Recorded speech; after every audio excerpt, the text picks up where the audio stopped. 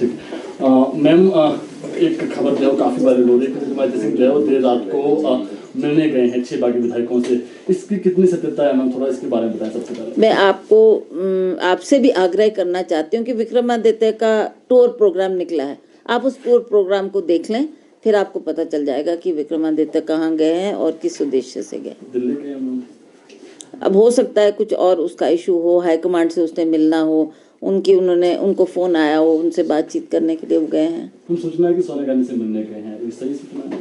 हाँ, वो क्यों नहीं, हाईकमांड बुलाएगी तो हम बात करेंगे ही, उनसे जाएंगे उनके पास। एक खबर और है कि प्रतिभा सिंह जो है वो भाजपा में शामिल हो सकते हैं, इसको लेकर आप ही बता देना, काफी वायरल हो रही है ये चीजें। ऐसा कुछ नहीं है, अभी तक ना मेरे जहन में ऐसी बात है, ना मेरी सोच ऐसी है।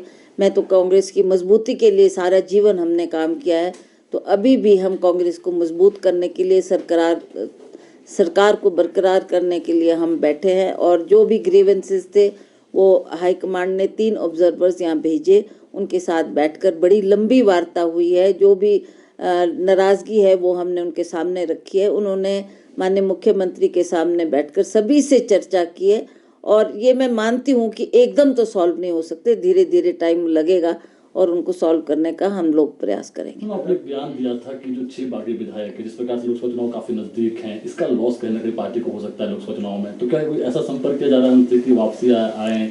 देखिए, आई थिंक वो कोर्ट का दरवाजा खटखटा रहे हैं, क्या निर्णय होता है, क्या फैसला होता है, वो अब देखने वाली बात है। नाराजगी की बात यहाँ पे चल रही है कि नाराजगी पहले भी यहाँ पे रही है, चाहे छोटा सा कार्यकर्ता था वो भी नाराज था, अब जो विधायक पे नाराजगी है, तो अब आने वाले समय में क्या लगता है कि ये सारी चीजें संतुलन हो पाएगी? आपने हमेशा जो है जो सरकार के सामने भी ये बात रखी है कि संगठन और सरकार के बीच में तालमेल होना चाहिए।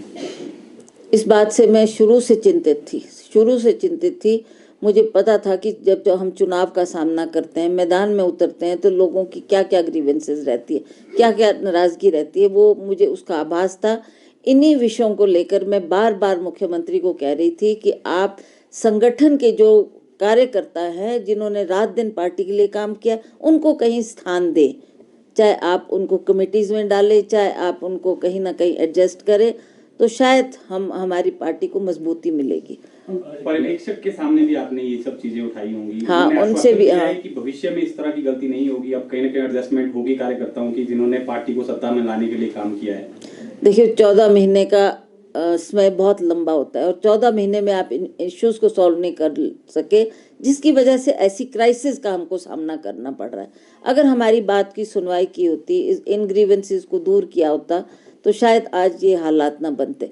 एनीवे, जो भी हालात है उन पर वी आर ट्राइंग कि लेट्स सॉर्ट देम आउट, बैठते हैं, बातचीत करते हैं, और सरकार जो हमने बड़ी मेहनत से बनाई है वो सरकार बरकरार है। ऐसे में क्योंकि अब 6 बागी हो गए हैं, अगर उनकी सदस्यता बहाल नहीं होती है, रद्द हो जाती है, फिर उपचुनाव के लिए आपको जाना पड़ेगा। 34 का आंकड़ा भी आपके पास है।